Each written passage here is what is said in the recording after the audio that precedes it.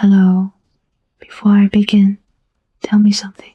Where in the world are you right now? And what time is it where you are listening to my voice? I am Hypatia of Alexandria. And even though the centuries have washed over the marble stones of my city, even though the waves of the Mediterranean have carried my name far beyond the quays where I once walked, tonight I am here with you in my time.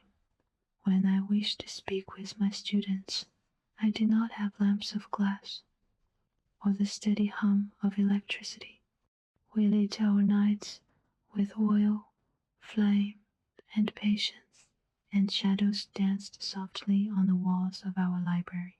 Tell me, in the place where you live, how do you bring light into the darkness? Do you touch a switch and summon day from nothing? Or do you still remember the warmth of fire?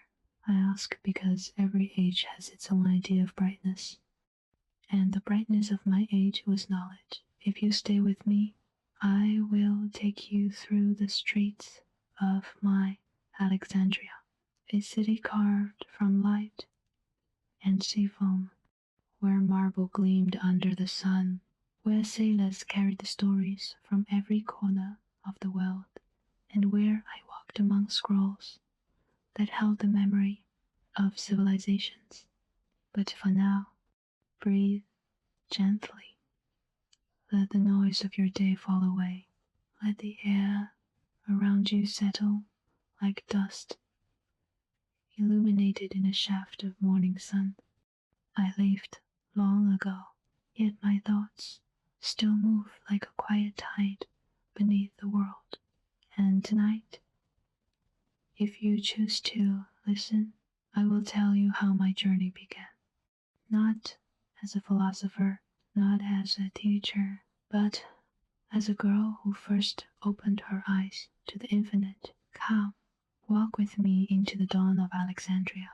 Dawn did not simply arrive in Alexandria, it unfolded like a silk curtain drawn back by invisible hands before sunlight ever touched the marble streets.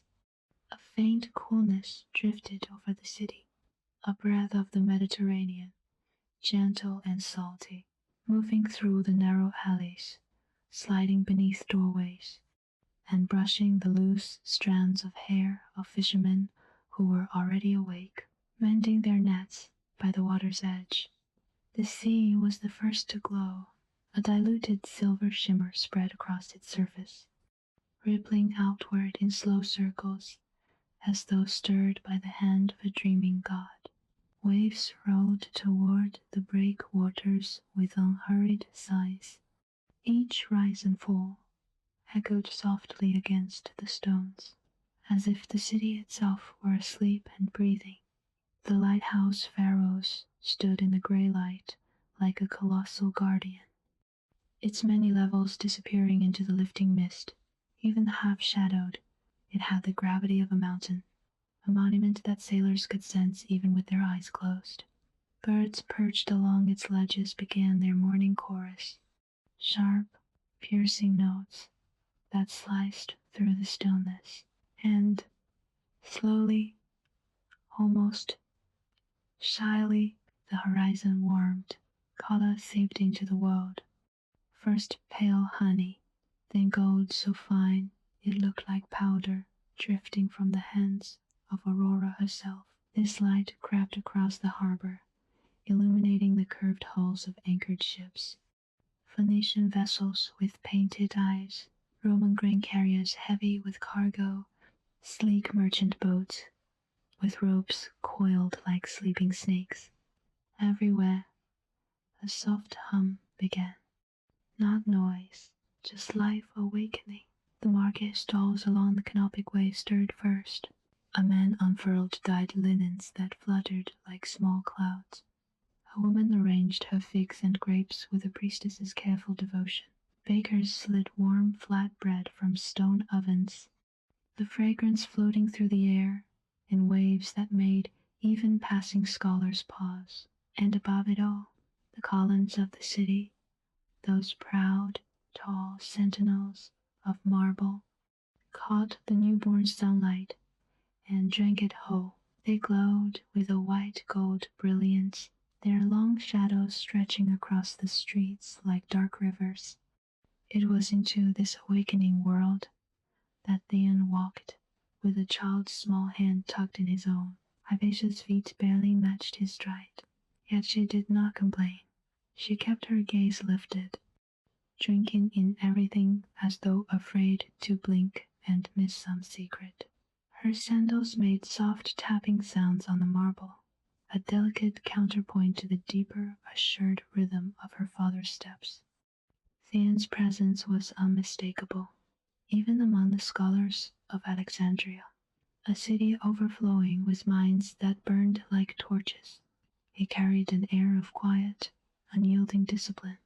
His white himation fell in heavy, immaculate folds. The tips of his fingers were stained faintly with ink, and his eyes, sharp and reflective, seemed always to be measuring the geometry of the world. But beside him, the small girl looked like a spark catching fire. Her hair was dark, loosely tied, catching glints of early sunlight. Her eyes wide, unafraid, endlessly curious, followed everything. The way the merchants stacked pomegranates in pyramids, the shimmer of the harbor water between buildings, the shifting patterns of shadow beneath each colonnade. Listen, Theon murmured. He did not raise his voice. He didn't need to. The city around them held so many textures of sound that it seemed impossible to isolate just one. Yet Hypatia tried. She closed her eyes. The world poured into her. There was the distant clatter of wooden wheels rolling over stone, the rhythmic calls of fishermen, the faint hum of priests chanting morning hymns in a nearby temple, the rustle of papyrus sheets carried by a scribe hurrying past, and beneath it all, steady, ancient, unshaken, the heartbeat of the sea. When she opened her eyes again, the light had strengthened. Dust motes floated lazily in sunbeams that angled between the colonnades, each mote drifting like a star, adrift from the heavens. All things speak, Theon said, his voice low, almost lost in the brightness around them. If you learn how to listen. He always spoke like that, as though even the simplest sentence were a fragment of a larger truth. Hypatia did not yet fully understand him, but she felt the weight of his words settle inside her. They were seeds waiting for future seasons. As they continued walking, the city opened itself more fully. Water sellers circled with clay jugs. A pair of young boys chased each other between the pillars. Perfume makers crushed petals beneath stone slabs, releasing scents of myrrh, rose, and citrus into the morning air. Theon led her away from the busy street and down a quieter path, lined with stone benches worn smooth by generations of scholars. Ahead, the Malcyon heart of Alexandria's intellect rose in a sweep of marble and shadow. Its enormous courtyard was still partly in shade, making the air cooler, quieter, more reverent. Columns soared upward, their capitals carved with spirals and acanthus leaves, each one catching the gold of sunrise in a different way. Hypatia slowed her steps. A hush fell over her. It was not fear, it was awe.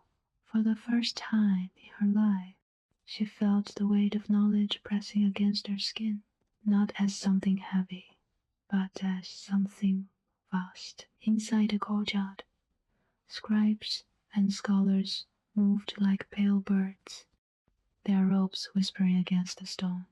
Some carried scrolls tied with colored ribbons. Others bent over wax tablets, their styluses tapping gently. No one looked at the child like she did not belong. In Alexandria, a thirst for learning was its own credential. Thean nodded to a group of mathematicians, their faces marked with lines of concentration and years of debate. They bowed in return, not deeply but respectfully. He guided Hypatia toward a doorway half veiled in shadow. The scent struck her immediately.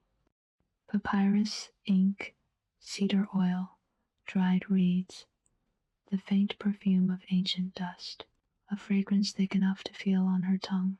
It wrapped around her like a warm shawl.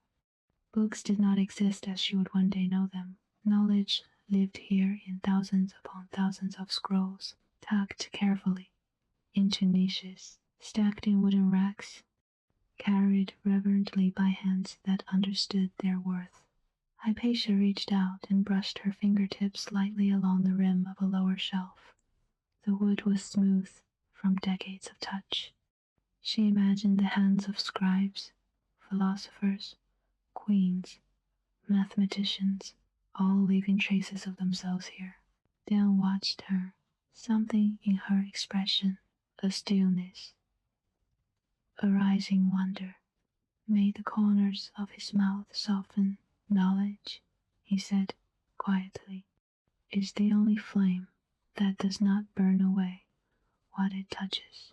Hypatia leaned into that sentence, not with understanding, but with longing.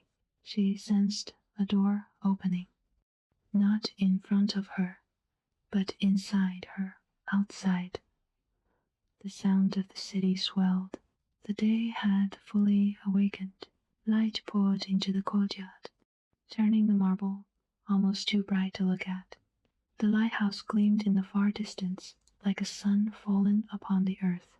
Inside this sanctuary of scrolls, a small girl took her first step toward becoming the mind that would one day illuminate the ancient world. She could not know, no one could, that her brilliance would burn so fiercely. It would be remembered long after the city itself had changed beyond recognition.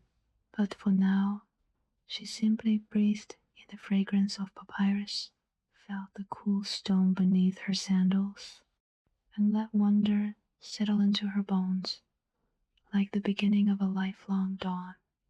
The scroll room was not merely a place within Alexandria. For Hypatia, it became a small universe, self-contained, endlessly unfolding. A world woven from the fibers of papyrus and the dust of ancient thought.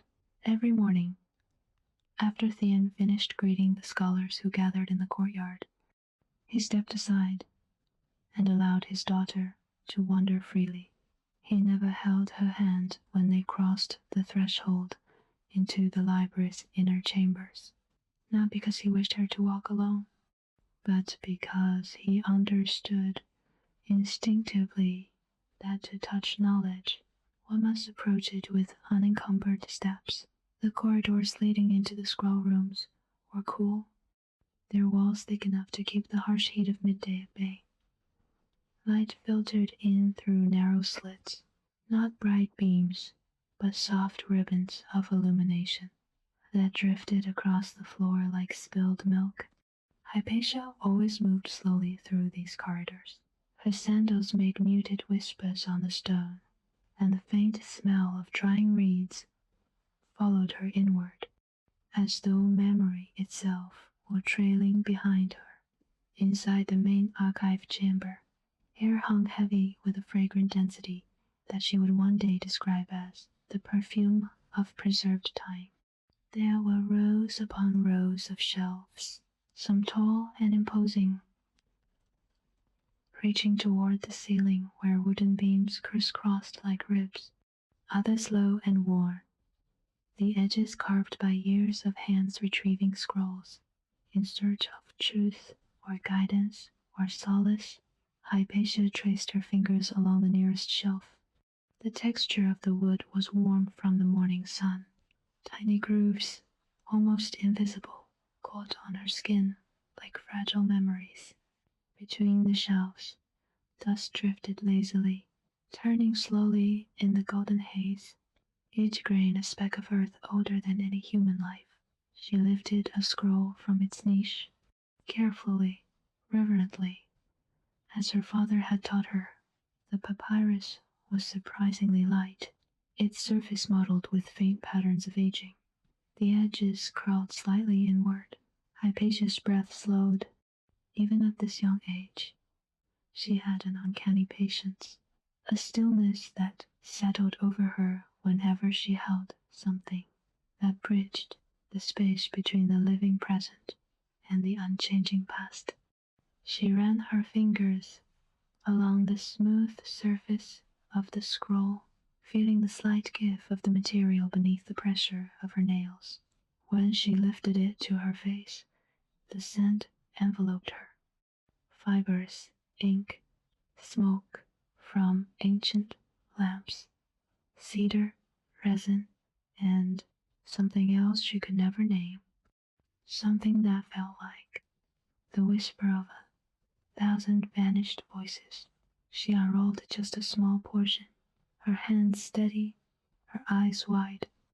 Symbols, Greek letters, inked by an anonymous scribe centuries ago, marched across the papyrus in neat rows. She did not yet understand everything she saw, but she understood enough to feel the pulse of meaning, vibrating beneath the shapes. Voices drifted across the room, scribes muttering quietly to themselves, the scratch of styluses on wax tablets, the rustle of scrolls being replaced, the clang of a bronze lamp being adjusted. These sounds blended into a soft, continuous melody, hypnotic, steadying. Ancient Hypatia would later describe them as the heartbeat of the world's memory. Theon entered behind her, his presence noticeable, even when he made no sound. He watched her for a moment, his arms crossed loosely, his expression unreadable, but full of something like pride. "Do you know what you're holding?" he asked gently. Hypatia shook her head. "That is a treatise on the motions of celestial spheres," he said. "It is older than the lighthouse, older than the city, older than my father and his father before him." He stepped closer, his shadow merging with hers. "These scrolls," he continued, "are more patient than we are. They wait for the mind that is ready for them." Hypatia lowered her gaze to the script again, her heartbeat ticking softly in her chest. "What does it say?" she whispered. "It speaks of harmony," Theon replied. "All things in the heavens move with reason, not chaos, and those who learn the language of their motion touch a piece of eternity." He did not expect her to understand, but she did, not in a rational sense, not yet, but in a way that lit something warm and enduring inside her. Theon motioned toward a high table near the center of the room. Upon it lay several instruments: a bronze compass, thin as a finger, a polished armillary sphere with interlocking rings, a set of wax tablets layered neatly like small slabs of darkness awaiting light. Hypatia approached them slowly. The armillary sphere drew her like a silent star, its rings, representing celestial circles, moved with a smooth resistance when she pushed them. Metal glided against metal with a soft whisper, like the turning of the planets themselves. She leaned down, her breath stirring a strand of her own hair, and watched the rings align and misalign with the tilt of her fingers. "It's beautiful," she murmured. Theon nodded. "So is truth." She touched the sphere again. The bronze had warmed in the sunbeam that slanted across the table. Her fingertips tingled with the sensation of heat and cold intertwining. Beyond the table, a scribe began reciting lines of poetry to himself, his voice low and rhythmic. The words drifted across the chamber, sinking into Hypatia like the steady rise of a tide. Outside, daylight had strengthened. The murmur of the city filtered through the open doorway. Vendors calling out prices, hoofs clattering on stone, sailors shouting across the docks. But inside the library, time felt slower, widened somehow, like a river pulling into a tranquil basin.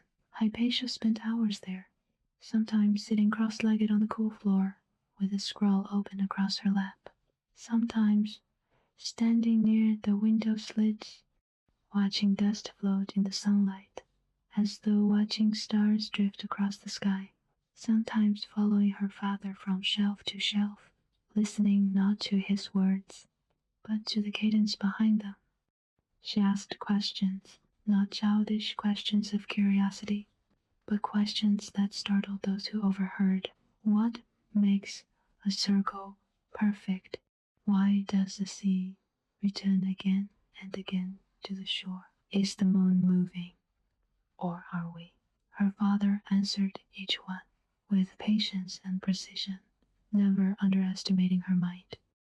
And so her childhood unfolded like a scroll, unrolled slowly, carefully, lovingly, each day revealing another line of a story that would one day be legendary. In the shadows of the shelves, she learned to read the world the way others read letters. She traced the geometry of shadows, counted the rhythm of waves, memorized the shifting glow of morning sunlight. Across the marble floors, the library became her sanctuary, a place where she was not merely a child, but a vessel being filled, drop by drop, with the luminous substance of knowledge.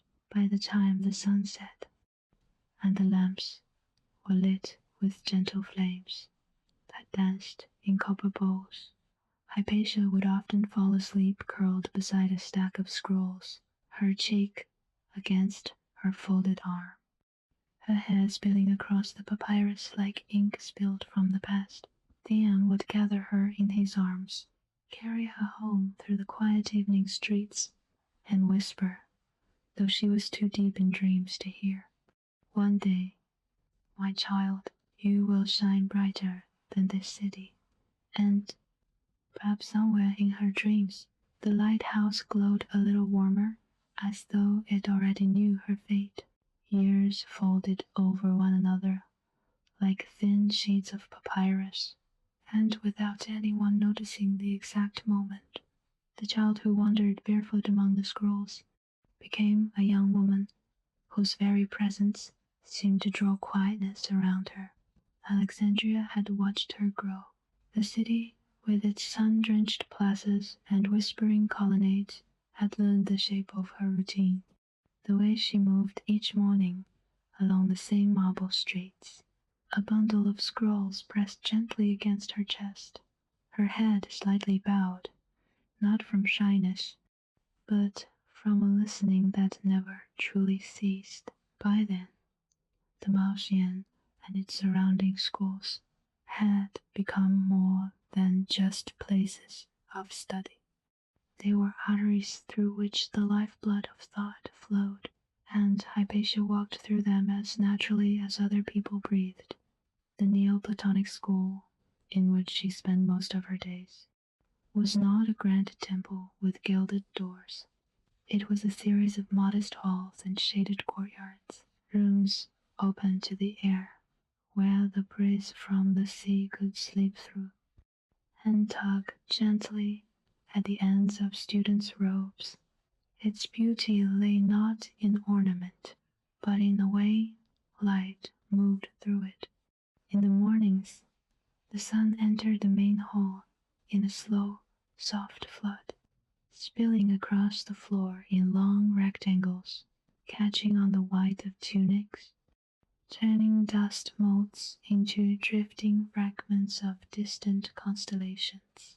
At midday, the light grew more direct, sharp-edged, almost too bright, etching bold lines onto the stone and emphasizing every crack and groove, as though time itself were writing its commentary on the building. By late afternoon, everything softened again. The shadows stretched, the colors warmed, and the air became thick with the murmurs of philosophy. It was in this place that Hypatia's mind truly awakened. At first, she came as a listener. She would sit along the outer edges of the group, her posture so still that she seemed almost a statue, her hands resting lightly in her lap, her gaze drawn toward the center where the master spoke. He was an older man with hair the color of ash and eyes faded by years of staring at the interplay between thought and form. His voice was not loud, but it was clear, each word placed with care, like a stone set into a carefully measured wall. Consider, he would say, that what you see is not all that is. The world of the senses is a shadow, a reflection on water. Behind it, beyond it, there is a realm of unchanging forms, truths that do not rust, do not decay, do not bend for anyone. The students sat in a crescent around him, robes pulled at their feet, wax tablets in their laps, styluses waiting for the words that deserve to be captured. Hypatia did not always write. More often, she watched. She observed how ideas moved through the room, how a simple question could change the temperature of the air, how a well-placed silence could make 20 people suddenly aware of their own breathing. She watched the play of expressions on her classmates' faces, the slight furrowing of the brow when something was half understood, the sudden brightness of the eyes when a connection finally clicked, the soft, embarrassed smile when an assumption was overturned. These moments fascinated her as much as any proof or theorem. Philosophy, she realized, was not only about the structure of the cosmos or the nature of the soul. It was about what happened inside a human being when confronted with truth. Over time, she began to ask questions. At first, they were small, almost hesitant, posed in the pauses between lectures, when the other students were gathering their things, or in the shaded courtyard where figs and olives were passed around to restless hands and hungry minds. Master, she once asked, if the world of forms is more real than this one, why does this world feel so heavy? Her voice was quiet, but steady. Around them, the air smelled of warm stone and crushed time. The old philosopher considered her for a long moment, because, he replied, you are still tethered to it. The soul is like a bird tied by a silken cord. It can rise, but it feels the pull of earth with every beat of its wings. To seek the higher is always to feel the weight of the lower. Hypatia absorbed this, the image of the bound bird settling somewhere in the back of her mind. In the evenings, when she walked home along the harbor and watched the gulls float between sea and sky, she would imagine invisible cords trailing behind them, anchoring them to a realm they could never fully leave. Days in the Neoplatonic school followed a gentle, predictable rhythm. In the earliest hour, when the air was still cool and the city's noise a distant murmur, students gathered in the courtyard under a fig tree whose roots had long ago split the paving stones. Here they practiced the art of dialectic, the back and forth of questioning and answering, that polished thought like a river stone. Is justice a human invention or an eternal form? Can beauty exist where there are no eyes to see it? If the soul is immortal, what does it remember of its previous journeys? Voices overlapped and intertwined, sometimes heated, Sometimes hesitant, Hypatia spoke rarely, but when she did, others tended to fall silent.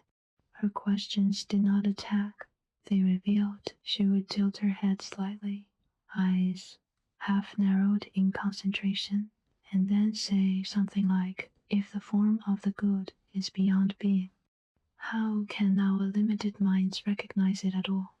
Is its light not too bright for us? Or, if the soul descends into the body and forgets, is learning anything other than remembering the direction home?" These inquiries did not close conversations, they opened them wider, like doors that led into rooms no one had noticed were there.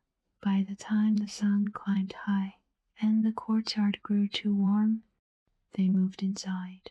In the main hall, on stone benches, smoothed by decades of listening, they turned from argument to contemplation. The master would speak of the One, the source of all things, beyond form, beyond name, beyond being. Imagine, he would say, light so pure that you cannot even see it, because nothing stands in its way to reflect it. That is the One. Everything else, every star, every thought, every soul, is what happens when that light meets resistance. The idea wrapped itself around Hypatia like a slow, luminous mist. She thought of the way sunlight struck the marble columns of Alexandria, how it scattered, broke, softened, how it turned harsh stone into something almost tender. If the One was the invisible source, then everything she could perceive was a conversation between that source and the world. When the others grew tired, when their bodies slumped, when their attention frayed, Hypatia's concentration seemed only to sharpen. She sat upright, her eyes steady, her hands loosely folded, as though some inner flame was fed by each new layer of understanding. In the afternoons, their focus shifted from the highest abstractions to the careful craft of mathematics and astronomy, wax tablets filled with lines and circles, ratios and angles, diagrams of spheres nested within spheres, proportions that seemed too elegant to be accidental. Theon sometimes joined these sessions, standing at the head of the hall, a stylus in his hand, drawing precise figures, while the students watched. The heavens, he would say, are not a chaos of wandering fires. They move according to patterns. Our task is not to command them, but to understand them. Hypatia loved these hours with a quiet, intense devotion. There was a comfort in numbers, in the way they lined up obediently, in how they revealed hidden orders beneath apparent randomness. She saw in geometric proofs the same kind of serenity she sensed in deep prayer halls, the same hush she felt in the presence of the sea at night when she constructed a flawless demonstration, when each step followed the previous one with a necessity that could not be altered. She felt something inside her settle. It was as though the universe, for a brief moment, aligned with her mind, and the dissonance between the inner and outer world dissolved. In the evenings, after a day of such layered contemplation, she often remained behind when the others left. The hall would empty, the echoes of conversation fading, leaving only the ticking of dust in sunlight and the distant murmur of the city. Hypatia would sit alone, tracing the lines of a diagram on her tablet, watching as the light slowly shifted and withdrew from the walls. Sometimes she closed her eyes and imagined the cosmos as her teachers described it, a hierarchy of realities, the One beyond all, then mind pure, luminous thought, then soul flowing, moving, descending into bodies and rising above them. And finally, the physical world, a realm of change, of birth and decay, shadowed yet still touched by light. She imagined her own soul, not as a fragile, flickering thing, but as a ray of that higher light, momentarily entangled in flesh and time. In these moments, a profound calm came over her. The worries that troubled others her age, marriage prospects, social standing, the shifting winds of politics, drifted around her like leaves caught in a current she did not belong to. She did not dream of a husband or a household. She dreamed of clarity, of tracing the invisible architecture of reality with such fidelity that others too could see it. There came a day, no different from any other in weather or hour, when the balance in the school quietly shifted. The master, his voice softer than it had been in earlier years, finished explaining a difficult passage from a revered philosopher. He looked around the room at the familiar faces of his students, and then his gaze came to rest on Hypatia. He set the scroll down. Hypatia, he said, explain this in your own words. She felt every eye turned toward her. In the silence, the flutter of a bird's wings outside sounded almost thunderous. For a heartbeat, she remained still. Then she rose. Her movements were unhurried, the folds of her robe falling in quiet waves around her. She walked to the front of the hall, the stone cool beneath her feet, and turned, facing the semicircle of expectant faces. The scroll lay open on the table beside her, the ink frozen in its ancient lines. She did not look at it. Instead, she lifted her gaze slightly, as though addressing not only the people in the room, but something larger in the air itself.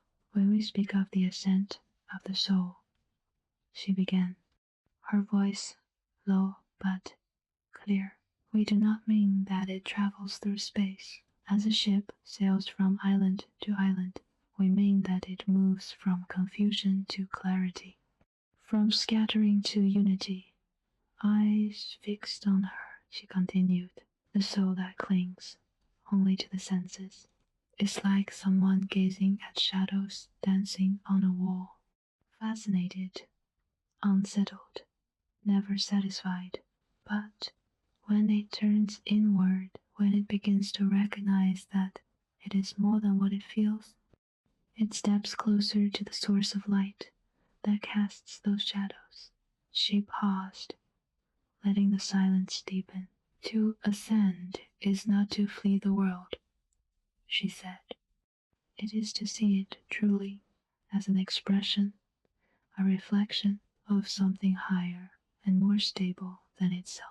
Her words moved through the room like a slow, warm breeze. Something in her tone, steady, luminous, almost tender, made the doctrine feel less like a remote abstraction and more like a reality one could almost touch. When she finished, there were no immediate questions. The students sat in the hush that follows the truth, recognized before it is fully understood. The master regarded her for a long while, his eyes reflecting a sheen of unshed tears that he would later blame on age. From that day forward, Hypatia's place in the school subtly changed. She was still a student, still eager, still hungry, but she was also something else now. A voice. Her classmates began to seek her out, not only for help with proofs or clarifications of a concept, but for the way she could take a complex idea and unfold it gently, like a carefully guarded flower ready to open under kind hands. They gathered around her in the courtyard, beneath the fig tree, scrolls balanced on their knees, faces turned toward her. She did not dominate the conversation. She guided it. When two students clashed over an interpretation, She would listen, head slightly tilted, eyes thoughtful. Both of you, she might say softly, are standing on a part of the truth, but you are facing away from each other. Turn a little, and you will see that your views are not enemies, but neighbors. Laughter would follow, tension dissolving, and always that quiet sense of assent. The Neoplatonic school, under her growing influence, became not merely a place where arguments were won or lost, but where minds were gently invited to rise above their own narrowness. This, more than anything, was the beginning of Hypatia as teacher, not the famed philosopher the city would one day seek out, not yet the woman whose counsel would be requested by governors and prefects, but the seed of that future, a young woman whose devotion to truth radiated from her like a calm, steady light. Outside the walls of the school, Alexandria remained what it had always been, brilliant, restless, divided, pulled between empires and creeds. But inside those halls, when Hypatia spoke, it was as if, for a little while, the noise of the world faded. There was only light, only questions, only souls, like quiet birds, straining against their cords, and daring, little by little, to rise. Night in Alexandria never simply arrived. It descended like a vast velvet canopy, drawn slowly across the sky, its edges brushing the lighthouse, its center deepening over the dark curve of the sea. The city, so dazzling by day, with its white marble streets, blazing under the sun, softened into a gentler beauty after dusk. Shadows pooled beneath the colonnades, lamplight flickered in doorways, and the distant hum of merchants and scholars dissolved into a soothing murmur that wrapped itself round the senses. For Hypatia, these hours were sacred. She often stood on the flat roof of her home, long before the last glow of twilight had faded, her robe drawn close against the cool sea wind, her hair tucked gently by invisible fingers, her gaze fixed on the east, where the first stars emerged, one by one like sparks rising from a fire. To her, the sky was not an empty vault of darkness. It was a manuscript, the oldest manuscript ever written, and every night, when she looked upward, she felt as though she were unrolling another scroll, one inked in silver and motion.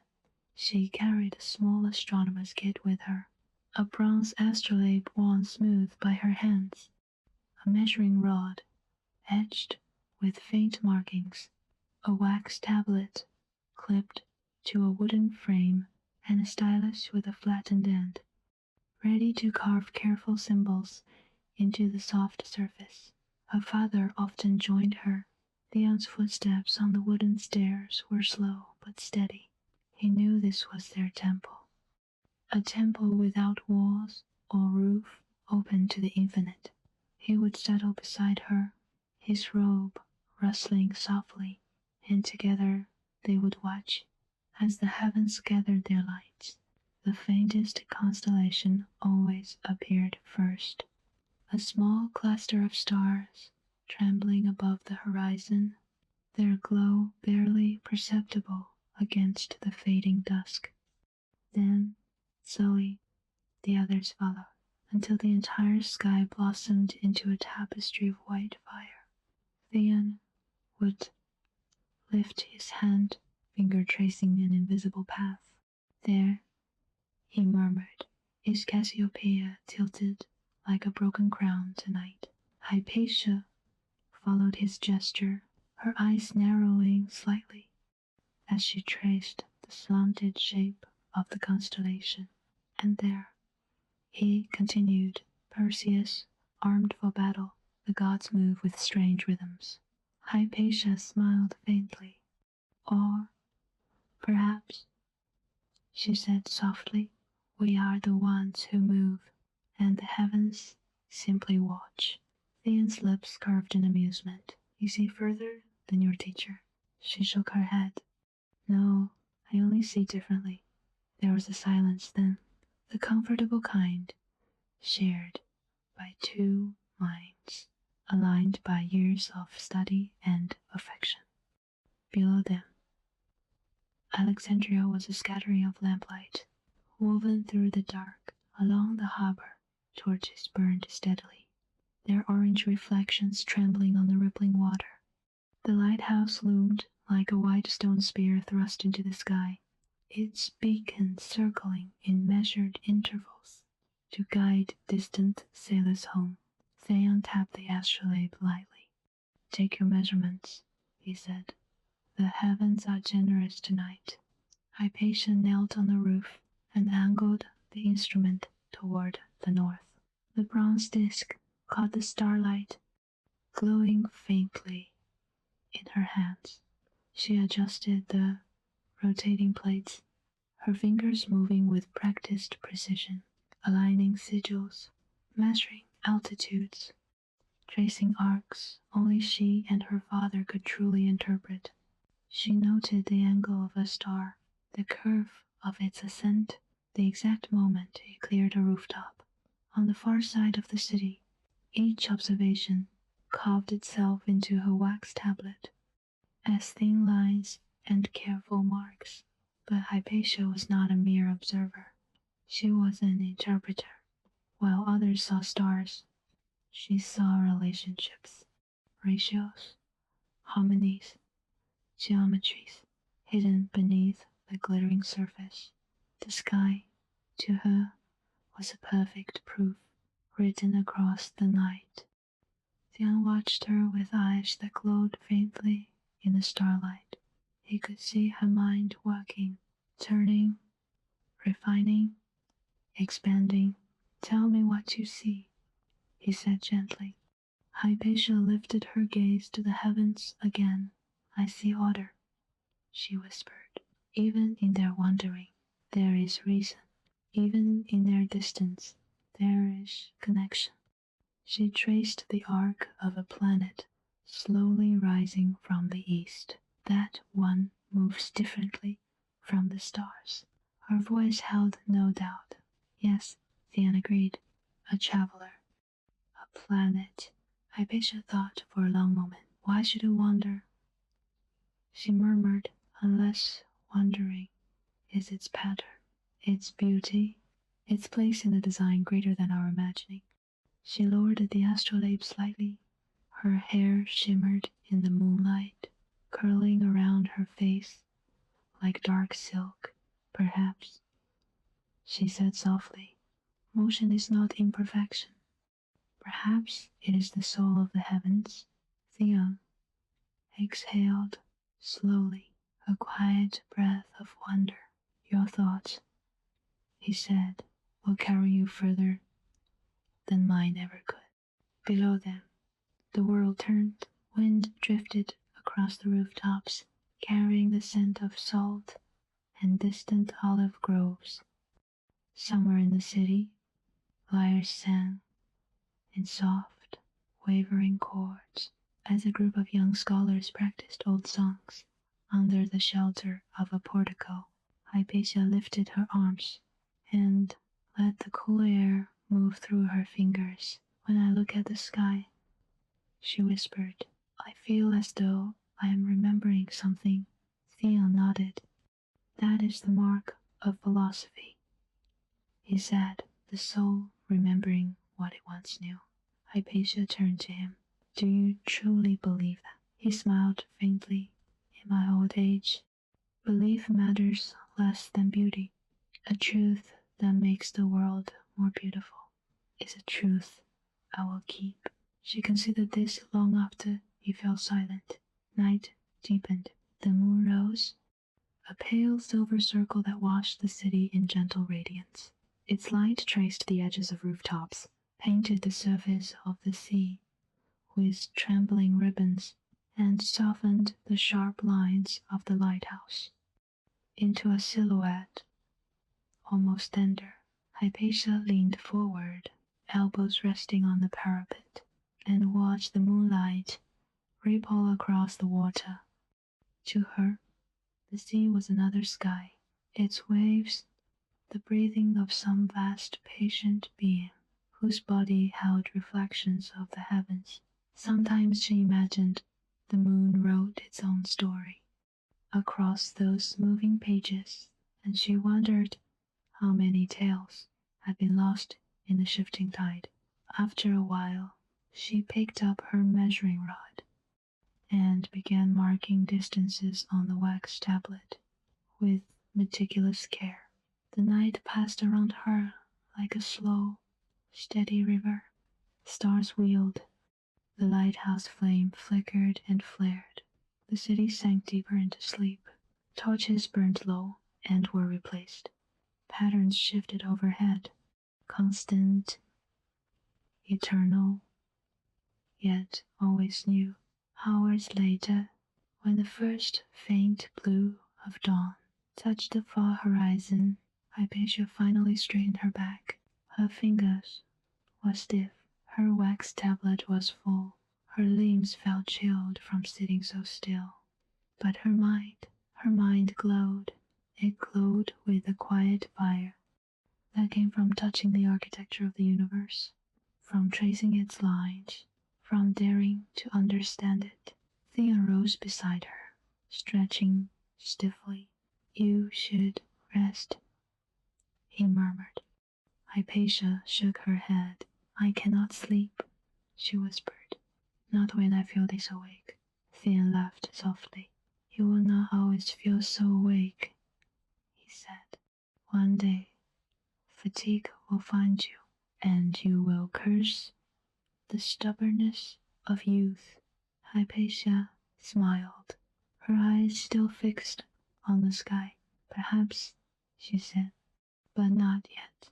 And with the sun rising behind her, casting the first golden rays across her face, Hypatia looked less like a young scholar and more like a small, growing star, a mind beginning to burn in a world that desperately needed light.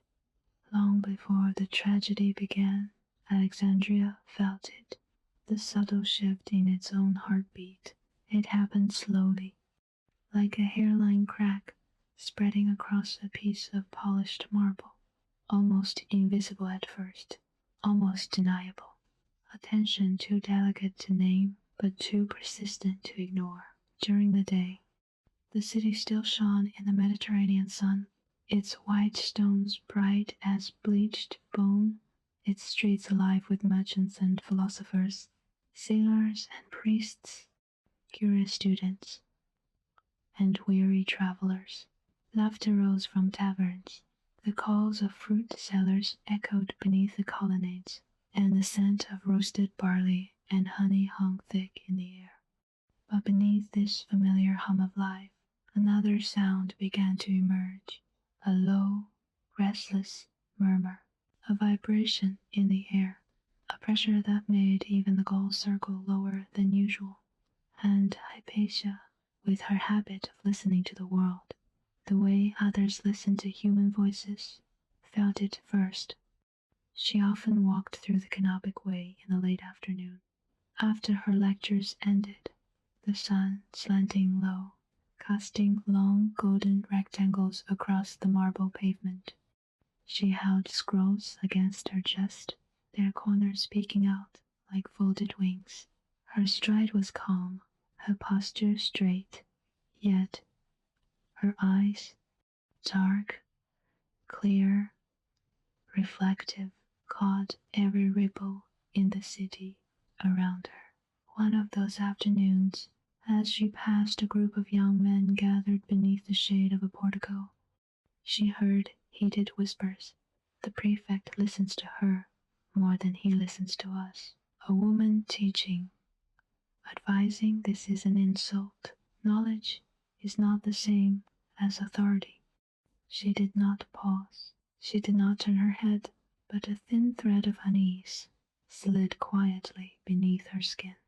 By the time she reached the quiet courtyard outside the Neoplatonic school, the late sun had deepened into amber. The fig tree cast a dense, trembling shadow across the ground, and the marble bench still held the residual warmth of the day. She sat, placing her scrolls beside her, and closed her eyes. The city had grown heavier. She could feel it in the air, a thickness, a kind of collective holding of breath. The cause of the tension was no mystery. Two men, two powers, two visions for the future of the city. And she, without ever intending it, stood in the quiet space between them. Orestes, the imperial prefect of Alexandria, was a man carved from discipline and caution. His features were sharp, a Roman nose, a firm jawline, a brow permanently furrowed, as though the weight of the empire rested there. Yet there was a gentleness in him, a willingness to listen, rare among men of his rank. He respected Hypatia's mind, not with the detached tolerance of a politician, but with genuine admiration. He often sought her counsel, not because she held power, but because she held clarity. Their conversations were always conducted in the open, in the agora, in lecture halls, in the presence of students and scribes. He would approach after one of her talks, thus clinging to the hem of his cloak, and say, "Lady Hypatia, I find myself troubled by a matter of policy. Would you lend your thoughts?" And she, always calm, always measured, would respond without hesitation.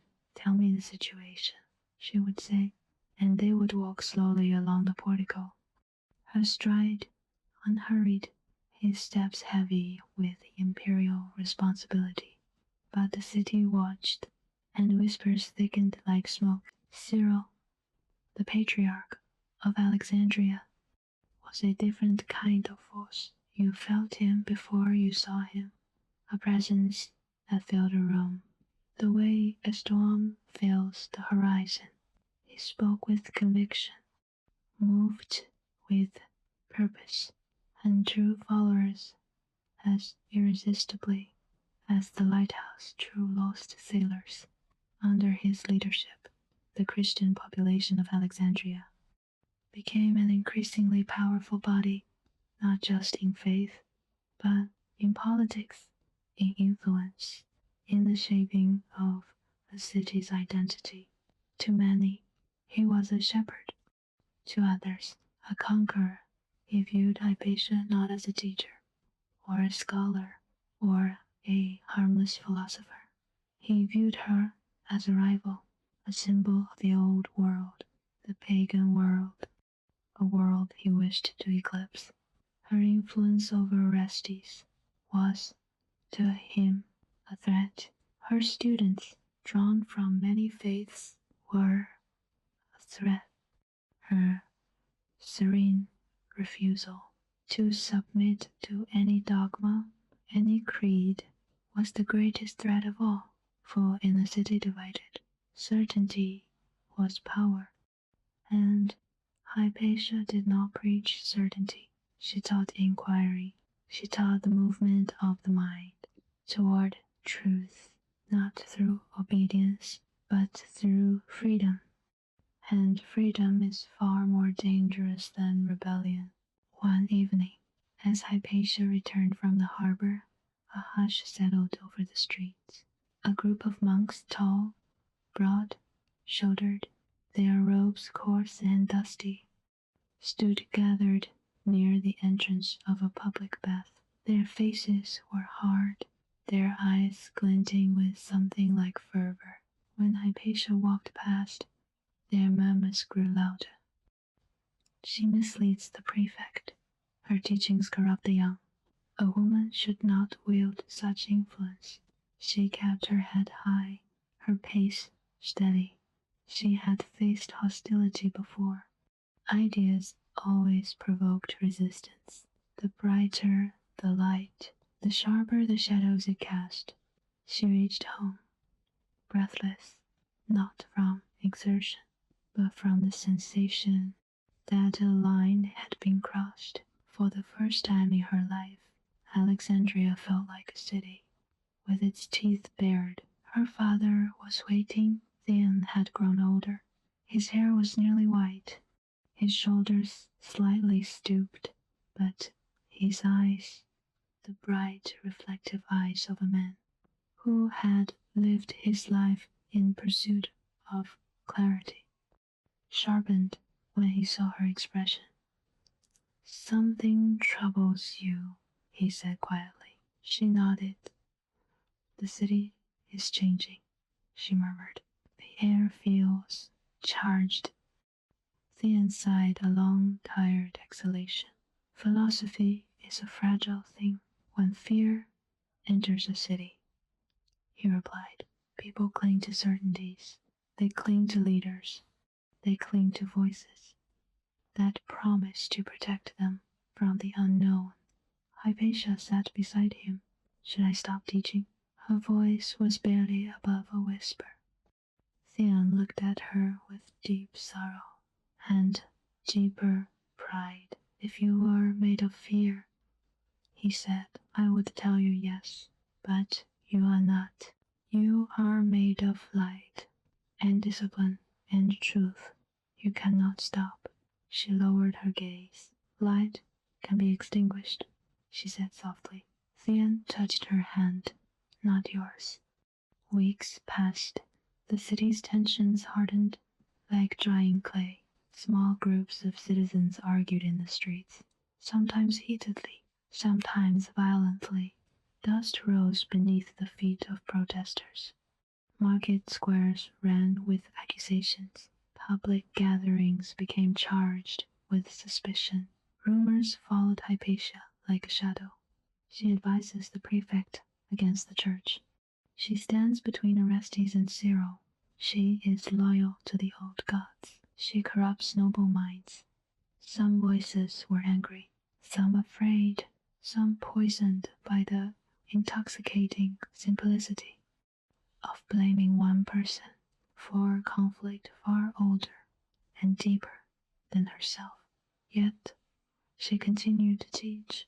In the lecture hall, her voice remained as calm as ever, her gestures graceful, her thought luminous and steady. But her students noticed the change. There were days when she paused mid-sentence, her gaze drifting toward the open colonnade, as though listening to the pulse of the city. There were moments when her expression darkened for the briefest second, before she forced it away with a breath. One afternoon, after a particularly tense walk to the school, a student approached her. His voice shook. "Master, why do they fear you?" Hypatia laid a scroll across the wooden table and turned to him with quiet solemnity. "People do not fear me," she replied. "They fear freedom of thought. They fear what cannot be controlled. And when fear grows large enough, it demands a face, a name." She placed her hand gently over his. "If you learn anything from me, let it be this. Ideas are delicate. Guard them, nurture them, share them with courage." The student lowered his gaze, breathing unsteadily. "And if courage is met with violence?" he whispered. Hypatia's voice softened even more. "Then the violence proves that courage was necessary." In the evenings, as she walked home, the city no longer felt like a familiar friend. It felt like a body restless with fever, its breath hot, its heartbeat irregular, its mind clouded with dread. The lighthouse still shone, its flames slicing through the darkness in sweeping arcs, but even that steady light seemed fragile against the turbulence rising below. Night winds grew sharper. Strangers' eyes lingered too long. Whispers clung to her heels like threads of smoke. Hypatia sensed the approaching storm, felt it in her chest, in the air, in the very mathematics of the world around her. But she did not retreat. She continued to teach. Within the walls of the school, she continued to counsel Orestes when he asked for clarity. She continued to walk the streets with her head high and her steps measured, for she believed, with a devotion as unshakable as any faith, that truth illuminated even the darkest alleys. But Alexandria was no longer a city that wanted illumination. A city divided wants fire, not light, and fire was coming. The fragility of peace in Alexandria did not silence the halls of Hypatia's school. If anything, the unrest outside made what happened inside even more precious. Each morning, as the first light of dawn crept through the colonnades, students gathered beneath the fig tree in the courtyard, the same tree whose roots had split the paving stones long before any of them were born. They arrived quietly, scrolls tucked under their arms, their robes brushing the ground with soft, rhythmic whispers. Some came with tired faces, eyes shadowed by the weight of the city's unrest. Some came breathless, having hurried from distant quarters before the streets grew too tense. But all of them, without exception, relaxed the moment Hypatia entered the courtyard. She always walked slowly, her steps measured, her presence calm but unmistakable, like a soft wind entering a still room.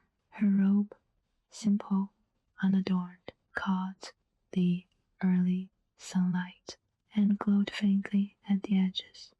Her hair, dark and loosely bound, framed her face in gentle waves, and her expression, steady, contemplative, held no fear, even when fear moved like a living creature. Through the city outside, she greeted each student individually. A nod, a soft good morning, a hand placed briefly on the shoulder. These small gestures carried more reassurance than any speech could have. The first hour of the day was always given to conversation, not lecturing, not instruction, but conversation, the slow weaving of thought between minds. Students sat in a wide circle, legs crossed on the warm stone, scrolls resting beside them. The fig tree's broad leaves cast dappled shadows across their faces. A pot of freshly drawn water stood in the center, tiny droplets sliding down its sides in the morning warmth. Hypatia did not sit above them or apart from them. She sat with them, at the edge of the circle, hands folded loosely, eyes attentive. Sometimes she began with a question. What is the difference, she once asked, between knowing and remembering? The group fell silent. A few students frowned, puzzled. Others turned their faces upward, as though the answer might be hidden in the leaves overhead. A young man, Timotheus, lean and quiet, his tunic always ink-stained from copying scrolls, spoke first. Knowing is learning something new, he said. Hypatia shook her head gently. And what is new? Her voice held no challenge, only curiosity. Timotheus hesitated. Another student, Callista, raised her hand. Master, isn't learning the process of remembering what the soul already knew before it descended into the body? A smile touched Hypatia's lips. A beautiful thought, she said softly, and not an untrue one. The students leaned forward, breath held. But let me ask you this. When a musician plays a new melody, one she has never played before, is she remembering or creating? Callista opened her mouth, then closed it, her eyes shining with confusion and fascination.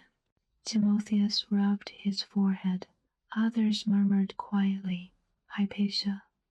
Let the question drift among them, like incense, smoke, rising in a sunbeam.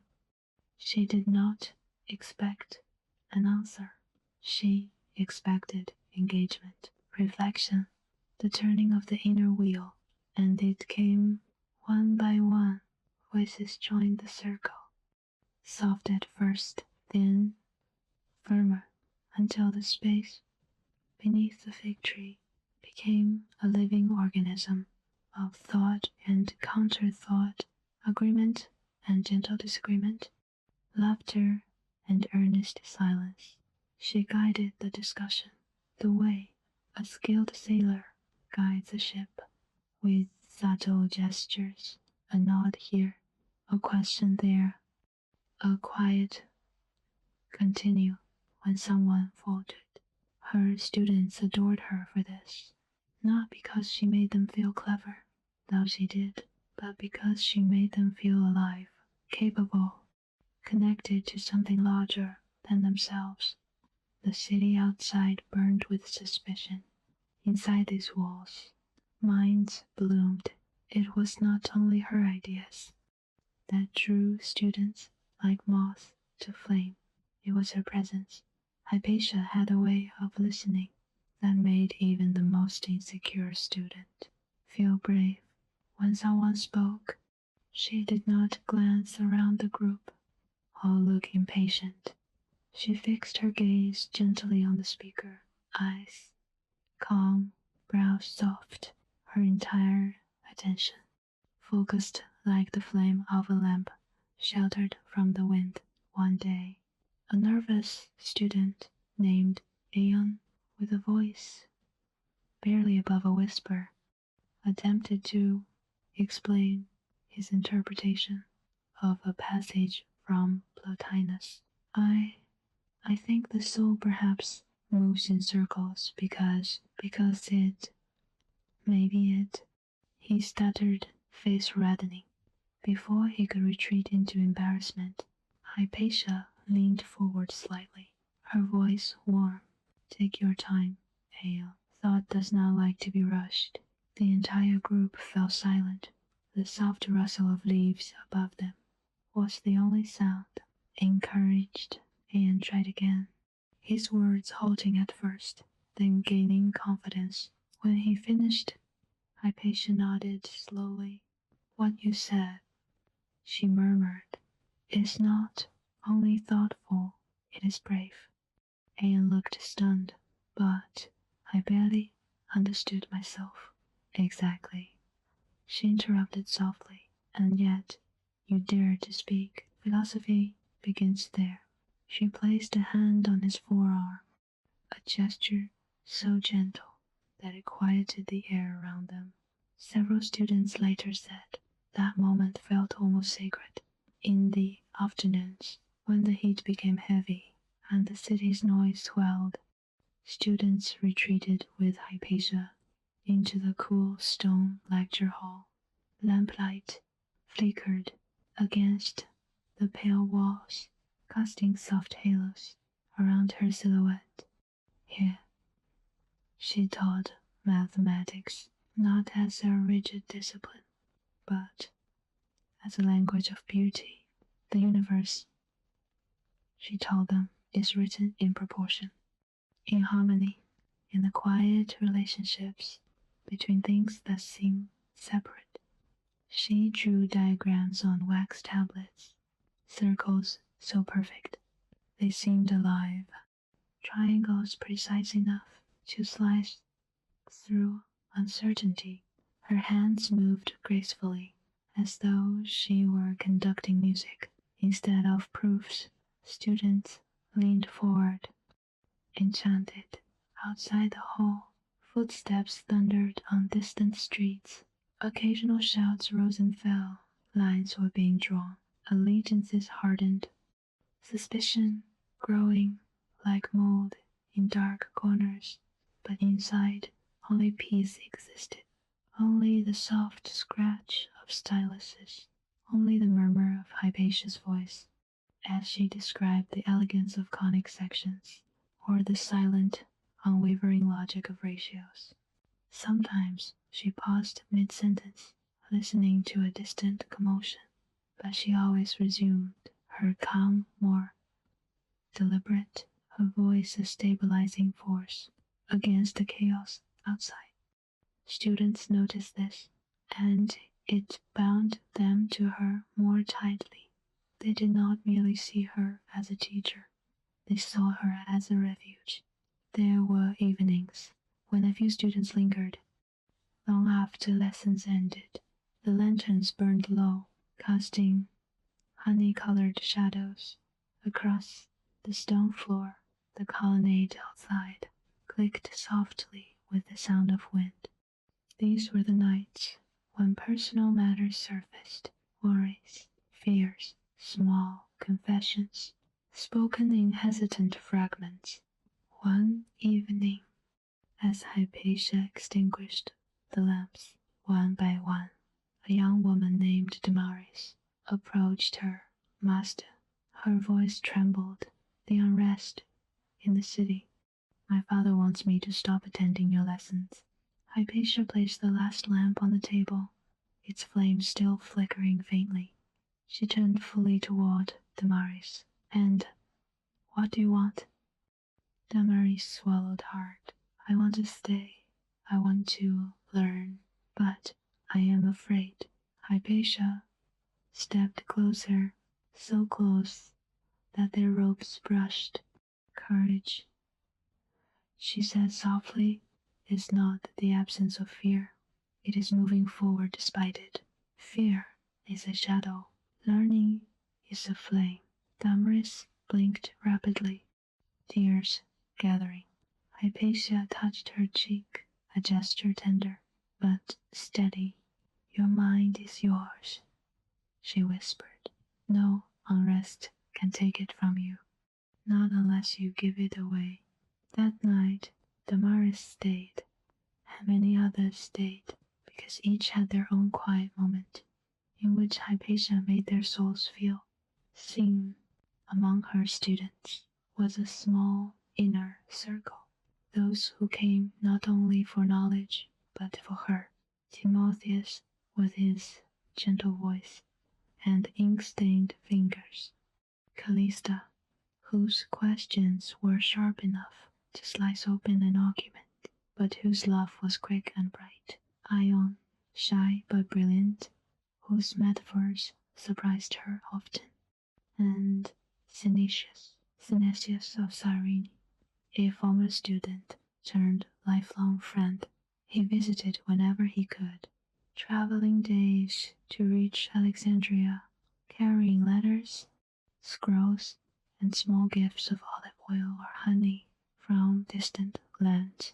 Hypatia treasured his presence, not because he praised her, but because he understood her in ways few did. Their conversations were often held at night under the colonnade, with lamplights trembling between them. You give too much of yourself, Synesius would say. One day, the city will take more than you can spare. Hypatia smiled at this, the way she smiled at all warnings, quietly, with a hint of sadness. My task, she would reply, is to illuminate, not to calculate the cost. Synesius shook his head, but said nothing more, because he knew there was no force in the world that could turn her away from the path of truth once she had chosen it. There were no romantic confessions, no hidden glances, no hearts tangled in longing, and yet a profound affection bound Hypatia and her students. When she walked into a room, they straightened as though touched by morning light. When she praised a thought, They glowed for days. When she corrected them gently, they accepted it. The way a thirsty plant accepts rain. She was their master, their guide, their quiet North Star.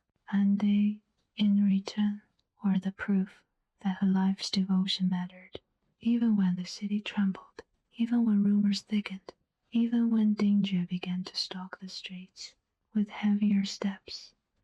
In the sanctuary of her school, she was not a threat, not a symbol, not a rival to the powerful. She was simply a teacher, surrounded by minds that burned because she had lit them.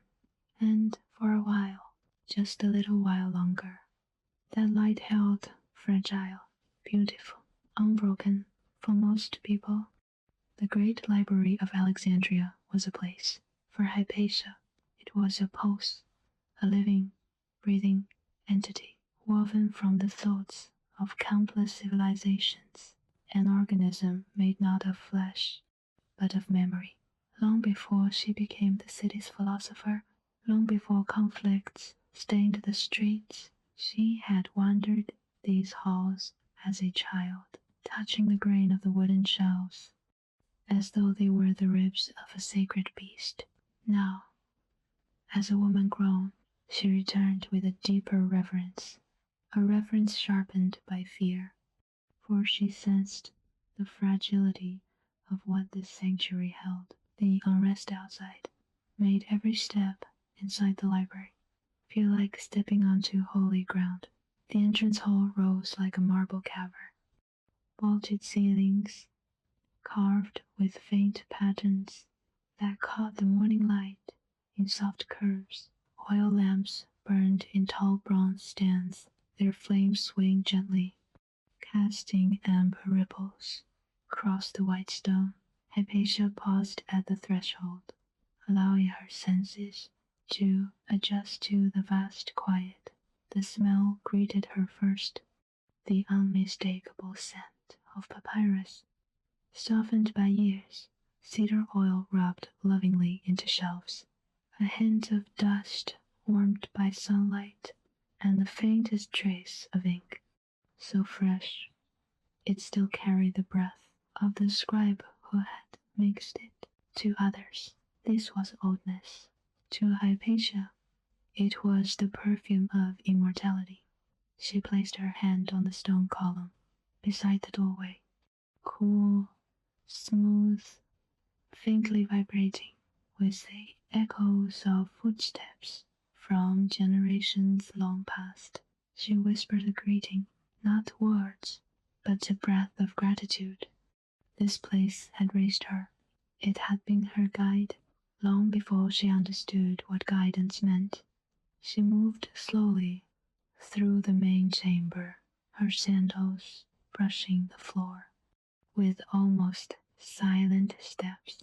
The shelves towered around her, rows upon rows upon rows, so high that the topmost scrolls gleamed faintly in sunlight, streaming down from narrow window slits near the roof. Though she had walked these paths thousands of times, they always felt new. As she passed each row, air shifted gently, carrying the soft rustle of scrolls settling against one another, like murmurs exchanged between ancient voices. Some scrolls were wrapped in faded linen, others tied with colorful ribbons, whose dyes had softened with age. Some bore inscriptions in Greek, others in Demotic Egyptian, others still in Hebrew, Syriac, or Latin. The library did not care which god someone worshipped or what tongue shaped their words. It only cared that the words survived. Hypatia reached the center of the hall, where a great circular reading table stood beneath the skylight. Sun poured down in a wide, golden column, turning the dust within it into drifting stars. She stepped into the light. Particles swirled around her, catching on her hair, her eyelashes, her fingertips. She lifted her hand and watched the golden motes dance across her skin. For a moment, she felt as though she were standing inside a miniature cosmos, stars rising and falling in silent revelation.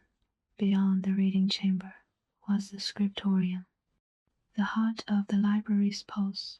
As she approached, the sound reached her first, the rhythmic scrape of reed pens against papyrus, the gentle tap of styluses on wax, the low chant of scribes, murmuring lines as they copied them, ensuring accuracy. To most ears, it was noise. To Hypatia, it was music. She entered, and the scent of freshly ground ink washed over her, sharp, earthy, slightly metallic. Scribes sat in long rows, their backs straight, fingers stained black and brown from hours of meticulous work. Some were copying lines of Plato, others diagrams of Euclid, others transcribing hymns, star maps, or the histories of distant kings. On the side table, tiny balls of pigment glimmered, like jewels, ashes, ochre, malachite, crushed lapis lazuli, for illuminated letters. One scribe looked up, recognizing her. "Master Hypatia," he whispered, remembering to speak softly. In respect for the sanctity of the chamber, she inclined her head. "You keep the world alive," she said. Her words made him flush with shy pride. She moved on, passing rows of laboring hands, without interrupting, not because she was aloof, but because she honored their concentration. Knowledge was their prayer, writing was their devotion, and Hypatia would never intrude upon prayer. She reached a smaller, more secluded chamber, accessible only to senior scholars and librarians. Here lay the restricted scrolls, fragments of ancient philosophies, mathematical innovations, ritual texts, frictional commentaries, too delicate, too rare, or too controversial to be placed openly on shelves. Hypatia paused before entering. This chamber always felt different, denser in silence, charged with something like power. She lit a small oil lamp and stepped inside. The room was circular, its walls lined entirely with shelves, curved to follow the sweep of the stone. The scent here was stronger, deeper. Papyrus, aged to softness, ink faded to a ghostly sheen, dust that held centuries in its fragile grains. She approached a particular niche and removed a scroll she had studied since childhood. Its linen wrapping was soft with age, its ribbon pale and delicate. She set it on the low reading table, unwrapping it with reverential slowness. The papyrus within was a light golden brown, its fibers slightly brittle, but the ink still legible, faintly glossy where it had been mixed with resin. The scroll held diagrams from one of the lost treatises of Apollonius, curves carved by pure thought, geometry that felt almost divine in its precision. She traced one curve with her fingertip, barely touching the surface. The shape seemed to vibrate, not visually, but internally, a resonance that echoed through her mind. Behind her, the library was silent, utterly silent, but within her, ideas moved like constellations, shifting in slow, majestic arcs. She leaned over the scroll, eyes half closed, and let the shape speak. Every line was revelation, every proportion a whispered truth, every curve an invitation to rise above the visible world and into the realm of ideal forms. She felt as though she were floating, weightless, unbound by time, held aloft by the pure clarity of the mathematics before her.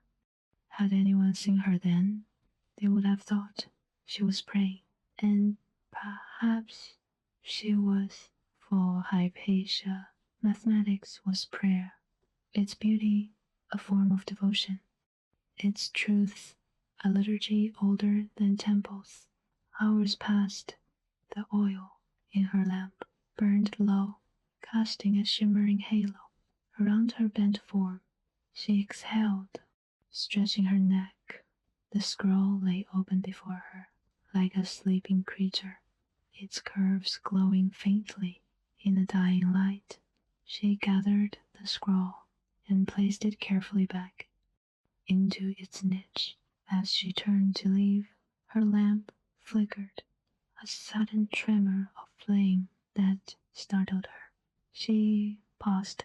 The air felt strange, heavier, a subtle darkness that did not come from the absence of light, but from something stirring beyond the walls.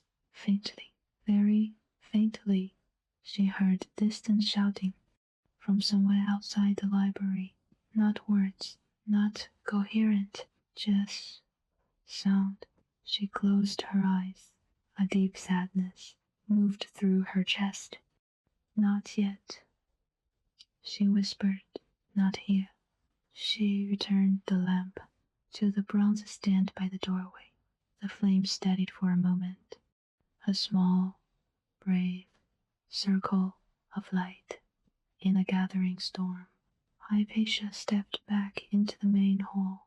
The library loomed around her, vast, silent, still magnificent. It had survived fires, wars, emperors. It had endured the rise and fall of belief after belief. But tonight, for the first time in her life, Hypatia felt something cold at the edge of her thoughts. Not prophecy, not fear, just a quiet understanding that even stars can be extinguished if the darkness is strong enough. She placed her palm against the nearest shelf one last time. The wood was warm, alive, still breathing. While I live, she whispered, you will not be forgotten. And with that vow, she left the library, her steps echoing softly through the corridors like the fading heartbeat of ancient light. The change in Alexandria did not announce itself with a single event. It spread like a stain in water, slow, delicate, at first barely visible, until suddenly it was everywhere. There were still mornings when the light struck the marble streets with blinding brilliance, when the harbor shone as though a second sky had been poured at the city's feet, when the air smelt of salt, figs, and fresh bread. But beneath the familiar glow, something had shifted. Voices were sharper, crowds gathered more quickly, laughter cut off sooner than it used to, replaced by glances, quick, measuring, uncertain. On temple steps, statues of the old gods stood in their usual silence, but now they wore a layer of dust. No one bothered to brush away. Churches grew fuller, so did the spaces around them. Monks clustering in groups, eyes alert, faces hard. Alexandria, once a great mixing bowl of beliefs and ideas, began to curdle, and Hypatia walked through it with the same measured stride, knowing very well that something unseen had turned its gaze toward her The canopic way, which had watched her grow from child to woman, was no longer entirely hers. There had been a time when she could walk its length absorbed in thought, seeing more of the geometry of shadows than of the faces around her. Now she could feel eyes on her back, hands paused in their work as she passed, a shopkeeper's fingers hovering above a scale, a young man mid-step. He at it, watching her with something that was not quite hatred, not quite awe. In corners, voices pressed together, she counsels the prefect against us, a pagan in the heart of our city. Philosophy is poison when the soul needs faith. Children who once stared at her with simple curiosity now whispered as she passed, their small faces tight with inherited suspicion, yet outwardly little seemed changed. Ships still arrived at the harbor, their sails swollen with wind and foreign stories. Scholars from distant lands still climbed the marble steps of the library, with hope shining in their eyes. The lighthouse still turned its unwavering gaze upon the sea. It was the inner atmosphere that had thickened, a heaviness of the spirit, a wariness that clung to the city. Like humidity before a storm, Hypatia felt it most strongly at dusk, as the last light stretched itself thin across the streets and lamps were lit one by one. The city seemed to hold its breath. Shadows lengthened, pressing closer to the walls. Groups of men gathered in the dim edges of squares, their voices low, their words indistinct, but the sharp rise and fall of their emotions clearly audible. Once, as she crossed a side street alone, she heard a voice hiss behind her, which the word struck her like a pebble, small, almost laughable, and yet it carried with it the weight of centuries of fear. She did not turn, she did not accelerate her pace, but that night, when she climbed to the roof to read the language of the stars, the sky felt further away. The conflict between Orestes and Cyril deepened like a wound. No one dared to cling officially. They were both leaders, one of the empire's flesh, the other of its soul. Unofficially, they were rivals, battling for possession of the city's future. Orestes, for all his authority, was a man caught between worlds. He had to answer to Rome, to the emperor, to the delicate balance of law and unrest. Cyril answered to something else entirely, to the fervor of his followers, to the certainty of belief, to the growing conviction that Alexandria must be remade in a single image. Each sermon Cyril gave carried a sharper edge. He spoke of purity, of righteousness, of the danger of false wisdom that led the faithful astray. He never named Hypatia directly. He did not have to. His followers were eager to fill in the blanks. In the taverns, some spoke of her, respectfully, as a brilliant mind misled by old gods. Others spat the word philosopher as though it were an accusation. Rumors spread with the fluid ease of smoke. She holds secret rights in the library. She manipulates the stars.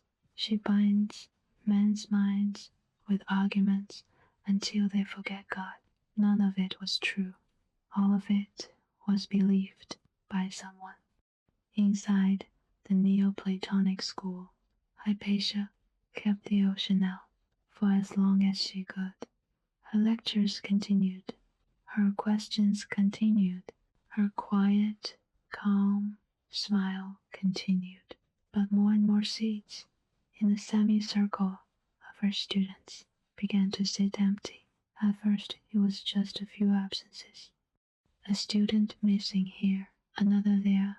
She told herself they were ill or traveling or occupied with family matters. Then the pattern became undeniable. A seat remained empty.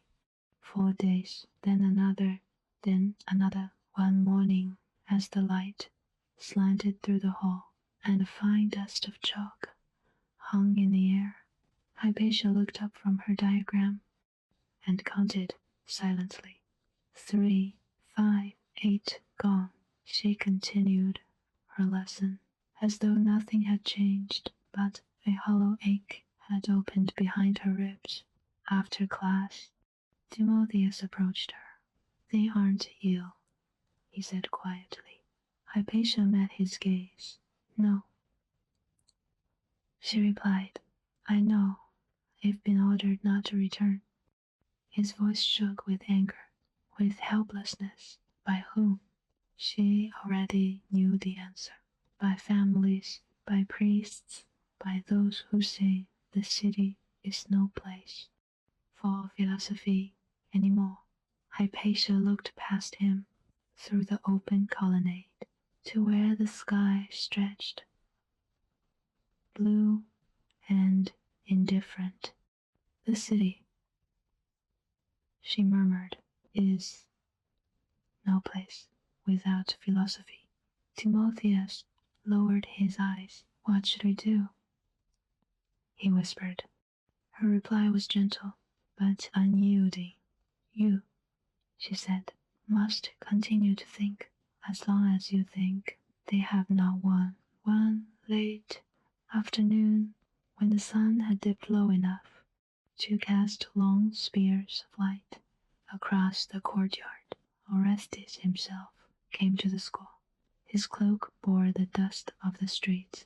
His face looked older than it had a few months before.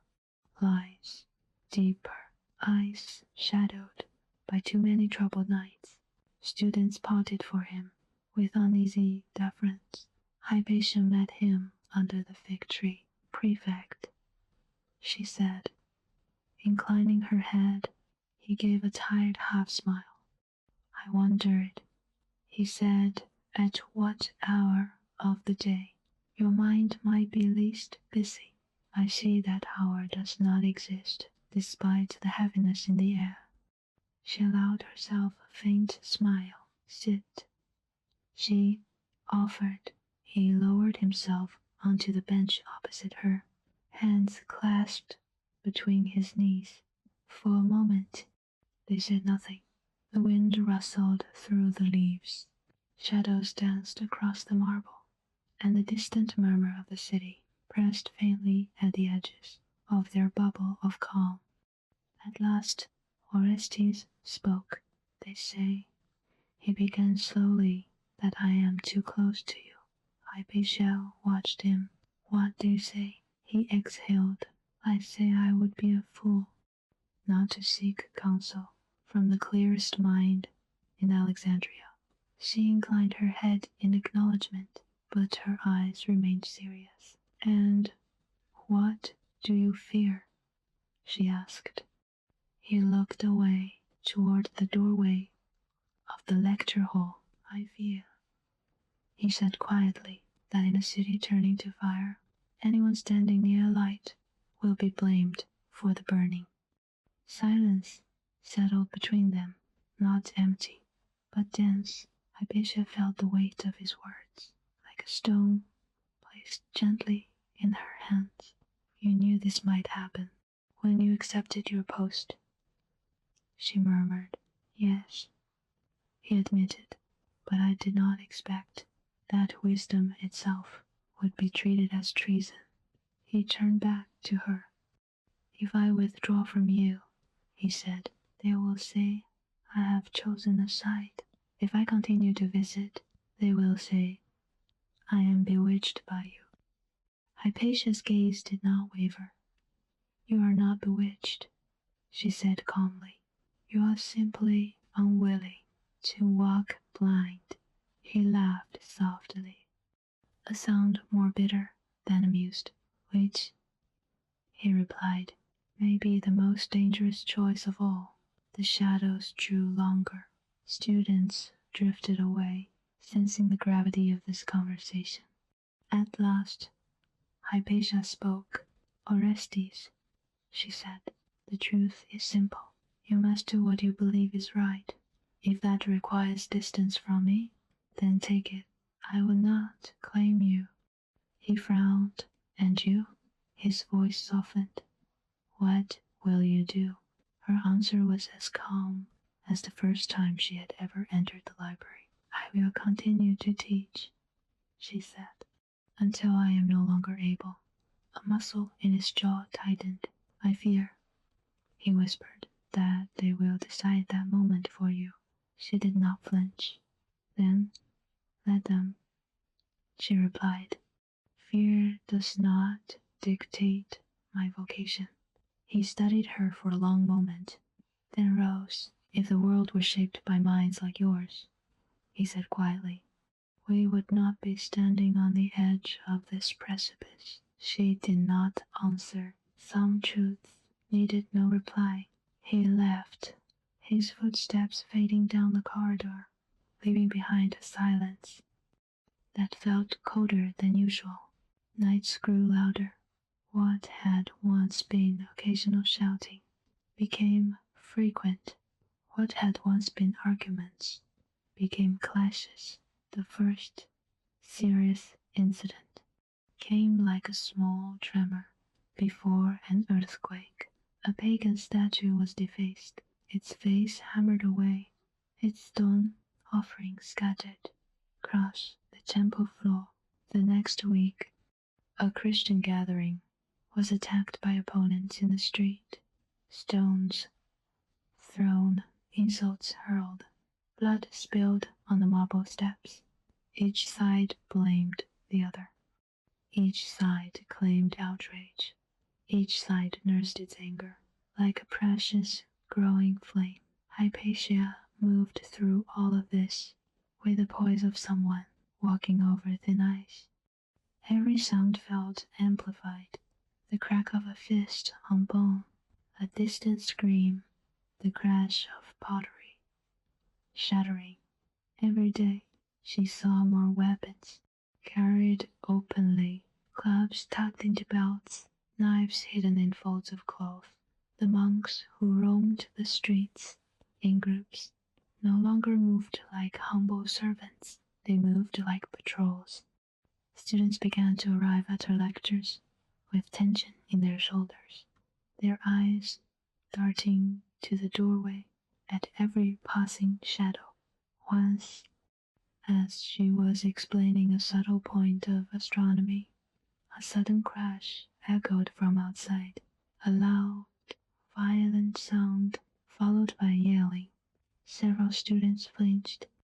Aeon dropped his stylus. Hypatia paused. The shouting continued for a moment, then receded. She looked at her students, one by one.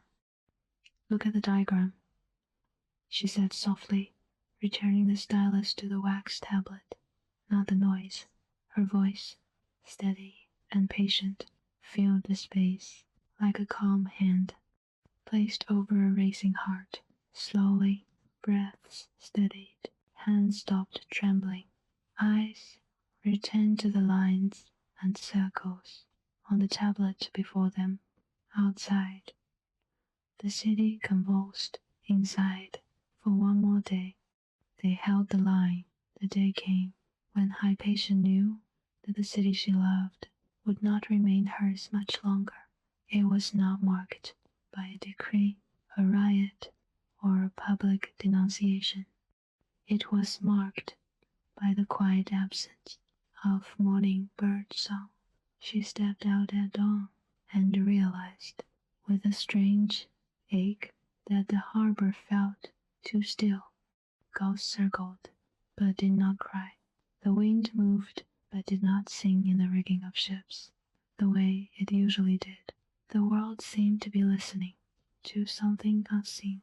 That day, as she walked to the school, she passed a wall where someone had drawn a crude symbol, a cross, and beside it, a jagged circle with rays, two worlds, two lights, one meant to eclipse the other. She ran her fingers slightly over the chalk lines. The powder smeared beneath her skin, clouding her fingertips. She wiped them on her robe and continued walking. Her steps were steady, but inside her something had already begun to say goodbye, not to life, not yet, but to the city as she had known it, the one where thought could move freely, where differences were debated, not erased. Inside the school, her students waited. She entered the hall, let her gaze travel across each face, and for the briefest of moments, her composure trembled. They did not see it, or if they did, they chose to pretend they had not. She drew a breath. Outside, Alexandria approached the edge of its own story. Inside, Hypatia lifted the stylus, turned to the wax tablet, and, as she had done 1,000 times, began again. Let us start, she said softly, with the nature of harmony. And somewhere, deep beneath the noise of factions, beneath the thunder of anger, and the march of fanaticism, a quieter note still sounded, a note of reason, of beauty, of a courage that did not shout, for now that note still held. But the shadow over Alexandria was no longer just a feeling, it was a presence, and it was moving closer. In the final weeks of Hypatia's life, Alexandria existed as though caught between two breaths, a city suspended, waiting for something unnamed, yet widely, silently feared. Days were still warm. Sunlight still glimmered on the harbor. Merchants still shouted prices. Children still splashed water from broken clay jugs onto the marble streets. But beneath the surface, everything felt thin, as if the city were a drum, stretched too tightly, one strike away from shattering. And in this tension, Hypatia continued to live, exactly as she always had. She walked, she taught, she listened, she wrote, she climbed to the roof each night to watch the stars she loved so deeply perform their eternal dance. Yet everyone who saw her felt an ache they could not name. It was not the sadness of seeing someone weakened. She was not weak. It was the sadness of watching something sacred, still glowing, still beautiful, but surrounded by shadows that had learned her shape. Each morning she rose before dawn, the sky still pale, trembling violet, the air cool like the breath of night's last hour. She lit her small oil lamp with steady hands and pressed her palms briefly together above the flame, not in prayer, in focus, in gratitude for another day of thought. Her robe's simple linen, edges faintly worn, fell around her like a soft veil. Her hair she braided loosely, with strands escaping to frame her face in gentle wandering waves. Then she walked out. The streets greeted her strangely. Some faces softened when they saw her. An old baker who bowed deeply, a woman selling herbs who whispered, "May the gods guard you," even though she now hid such words beneath her breath. But others stiffened. Monks halted mid-step and watched her with narrowed eyes. Men leaned close to each other, whispering in low, urgent tones. Sometimes Hypatia felt those whispers brush the back of her neck like a cold draught, but she did not alter her stride. Her calm was not courage, it was conviction. To bow her head would mean agreeing that there was something shameful in her mind, and she knew with the clarity of a mathematician and the serenity of a philosopher, that there was no shame in thought. Apollonius's old lecture hall, with its stone benches and high windows, had once overflowed with students. Now, on some mornings, Hypatia entered and counted 12, sometimes 8, once, only 4, but she never frowned, never sighed, never asked where the others were. She simply began. Today, we will study the nature of the ellipse. Her voice, gentle, measured, neither raised nor dimmed, to fill the hollow spaces, moved through the hall as though addressing 100 souls. Perhaps it was, for even those who no longer dared to attend still spoke of her at home, still remembered her questions, still felt the shape of her ideas pressing against the edges of their minds. Hypatia drew figures slowly on the wax tablet, circles overlapping like ripples in water. Light from the window fell across her hands, turning the bronze stylus into a thin line of fire. Her students leaned forward, breathing as though afraid to disturb the delicate quiet. She could feel their love for her, an unspoken, reverent affection that wrapped around her like warmth. On a cold day, after class, they lingered. Timotheus approached first, always the one who cared too much and hid it too poorly. Master, he murmured, should you continue to come? The streets grow worse each day. Hypatia touched his arm gently. When thought withdraws, she said softly, the world grows darker. I cannot help the darkness, but I can refuse to withdraw. But you are not safe, he whispered. Safety, she replied, is not the purpose of a life. Her words settled between them, like dust in sunlight. Synesius returned to Alexandria, disguised, riding on a modest donkey, instead of the proud horses he once favored. He found Hypatia in the colonnade at twilight, lamplight flickering across the smooth marble, the air thick with the smell of warm stone and ripening figs. He did not greet her with formality. He simply stepped forward and caught her hands in his. My friend, he whispered, you must leave the city. Hypatia smiled, a very small, very sad smile. And go where? Her voice was calm, almost tender. Sighing, he pleaded, my state can shelter you. Let me protect you just this once. You have always protected me, she murmured, her eyes shining softly in the lamplight. Not my body, my mind. Synesius' throat tightened. Then let me protect both, he whispered. Hypatia shook her head gently.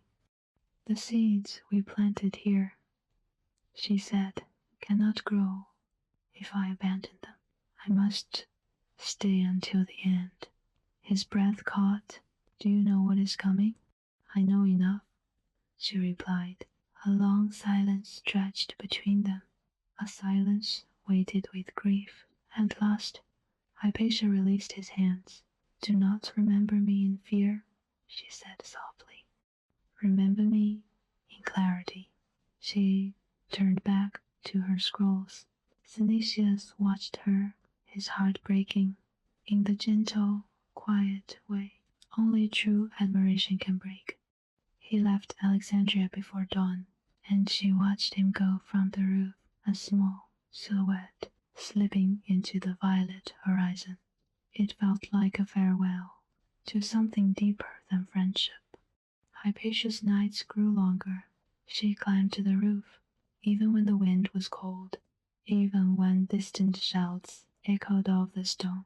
Her lamp burned steadily beside her, a tiny flame, refusing to be intimidated by the vast, indifferent sky. The stars above were the one realm untouched by the turmoil of the city. They still turned with ancient precision, unbothered by human passions, untouched by rumors, unimpressed by power. She lifted her eyes to them with a peace her days could not give. Each constellation was a memory, a lesson, a silent companion. Cassiopeia's bent crown, Orion's proud belt, the wandering planets, writing slow music across the dark. She traced their arcs with her finger, her breath visible in the cool air. This, she whispered to the night, is where truth lives, not in courts, not in temples, not in the mouths of men, but here, always here. The wind tugged at her robe, as though trying to pull her back inside, away from danger. But she stayed. The world below was trembling. The world above was eternal. She belonged to both. In her final days, strange things happened around her, subtle signs that the city was thinning its tolerance to a single thread. Scrolls went missing. From the school, a jar of ink was thrown against her door at night, shattering in a splash of black that stained the stones for days. A student was stopped in the street and questioned aggressively about where he studied and what philosophy he followed. A parchment appeared on the portico one morning, a crude drawing of a woman being pulled apart. When Hypatia found it, she rolled it up calmly and placed it inside her robe without a word. Her students saw the faint tremor in her fingers. She did not acknowledge it. She continued her lecture, but her voice, so steady for so long, carried an undertone they had never heard before. Not fear, grief, as though she were already mourning. A world fading before her eyes. There came a morning, quiet, deceptively normal, when Hypatia left her home, just as she always had. The light was soft, the sky was pale, the air held a faint scent of olives, crushed in the night's coolness. She wrapped her cloak around her shoulders, gathered her scrolls, and stepped into the street. But today, the city felt different, still expectant, like the moment before the tide breaks. She noticed the silence first. Merchants spoke in whispers. Children stayed close to their mothers. Dogs did not bark. At the far end of the street, a group of monks stood in a tight cluster, too still, too focused, their eyes following her with unusual intensity.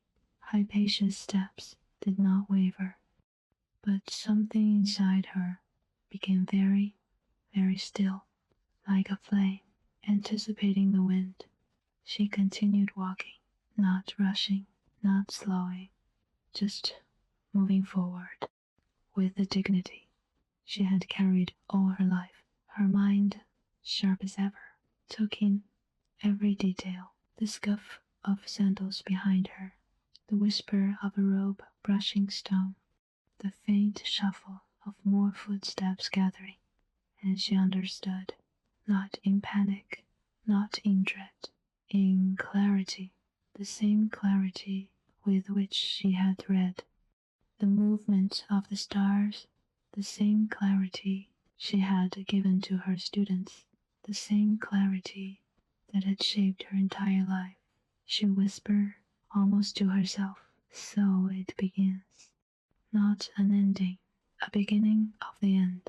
She stepped into the sunlit street, her shadow stretching before her like a path, and the dark shape fell over that shadow, joining it, following it, growing closer. The morning of her final day was brighter than most.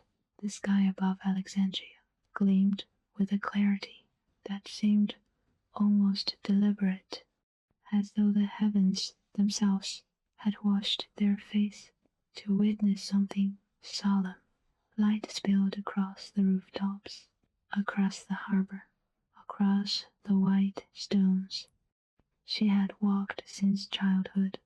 Hypatia stepped outside with her usual calm, her robe draped loosely, her scrolls held gently against her chest, her braid resting over one shoulder. The air was cool, carrying that faint sweetness that comes only in early morning, before the city wakes fully. She inhaled, slowly, a breath she felt all the way down to her fingertips. For reasons she could not name, the world felt quiet today, not the fearful quiet of recent weeks, but a soft, suspended stillness like the hush after prayer. She began walking. Her sandals touched the marble with their usual whisper-soft rhythm. The shops were opening, curtains lifted, oil lamps extinguished, bread ovens warmed, yet a strange gentleness hung in the air. A woman sweeping her doorstep paused and watched Hypatia pass. There was something in her eyes, a recognition of fragility, a tremor of farewell, even though she said nothing. A young boy carrying figs lowered his basket as she walked by, as if something about her presence commanded quiet respect. Even the sea seemed subdued. Its waves rolled in with calmer breaths, as though unwilling to disturb. The fragile morning, Hypatia felt these small details, these tiny, tender currents, but she did not dwell on them. Instead, she focused on her path, the familiar road to school, where thought still lived. Yet, halfway there, she paused, not out of fear, out of awareness. A group of men appeared at the far end of the street, monks, their robes dark, their faces solemn, their steps too deliberate to be casual. They walked toward her with a gathering tension, not running, not shouting, but moving with the gravity of a decision already made. Hypatia did not turn. She did not flee. She simply stood, letting the sun warm her shoulders, her scrolls pressed gently against her heart. The men approached. For a brief moment, they stood before her in a silence so deep it seemed to bend the world. Then one of them, a tall man with sorrow in his eyes, stepped forward. "Lady," he said softly, almost respectfully, "come with us." His voice shook. It was not hatred she heard. It was conflict. It was fear. She nodded once, a gesture small, but filled with dignity. "I will walk," she replied, and she did. They did not seize her. They did not force her. They surrounded her like a procession, an escort, walking slowly down the sunlit street. People stepped aside, faces pale, eyes wide. Some gasped, some whispered prayers, some covered their mouths with trembling hands. Hypatia walked in the center, her step steady, her gaze lifted not to the sky, but to the distant lighthouse. Its white tower rose above the city like a silent witness. The beacon flame still circled at the top, cutting bright arcs into the daylight. She had always loved that light. As a child, she had believed it was the city's way of communicating with the stars. Now she saw it differently, a flame alone in height, steady but surrounded by darkness. Perhaps it reminded her of herself. They led her into a quiet building, a place where walls held more echo than warmth. Inside, shadows clung to the corners like curled leaves. A soft breeze moved through a broken window, carrying the distant scent of the sea she loved. The man formed a circle around her, not tight, not cruel, just a circle, as if unsure how to proceed. Hypatia stood in the center, her scrolls lowered to her side, her posture tall and composed. One of the monks looked at her hands, the hands that had traced constellations, drawn perfect circles, held the thoughts of generations. His voice cracked. "Why did you teach them?" he whispered. "Why did you draw them away from what we believe?" Hypatia turned her gaze to him. Her expression was not defiant, not sorrowful, not angry. It was gentle. "Because," she said softly, "a mind is not a vessel to be filled, but a flame to be lit." Her words fell into the silence like drops of clear water into a still pool, and in that moment, even those who despised her felt the truth vibrate quietly in the air. The tall monk closed his eyes. "We cannot allow your influence to continue," he said. Hypatia nodded. "I understand," and she did. Not the hatred. She had never understood hatred, but the fear behind it. Fear of uncertainty, fear of complexity, fear of questions without simple answers, fear of the light. What happened next did not feel like an execution. It felt like a ritual. The monk's hands did not strike her. They simply took her scrolls slowly, almost regretfully, and set them aside. Then they guided her to a place of stillness, around empty chamber, where light from a single window fell like a column of gold. She stepped into the light. It wrapped around her robe, ignited faint glimmers along the edges of the linen, turned her hair into a soft, dark halo. Hypatia closed her eyes, and the world became pure light. Not pain, not struggle, not terror, just light. The same light she had always lived within. The same light she had followed into every idea, every theorem, every truth. The men lowered their heads. They did not shout. They did not celebrate. Some wept, some trembled, some prayed, and in that golden chamber, as the wind carried a faint whisper of sea salt through the window, Hypatia, last daughter of the library, student of the stars, teacher of harmony, passed peacefully from the world of man into the world of memory. Her final breath felt like the soft extinguishing of a small, perfect flame, not lost, only returned. Outside, the city trembled, as though something sacred had gone silent. But in the days that followed, in quiet homes, in secret study rooms, in whispered conversations between trembling students, her words lived, her diagrams were copied and recopied, her teachings were preserved in fragments, her name spread across the Mediterranean like a wind.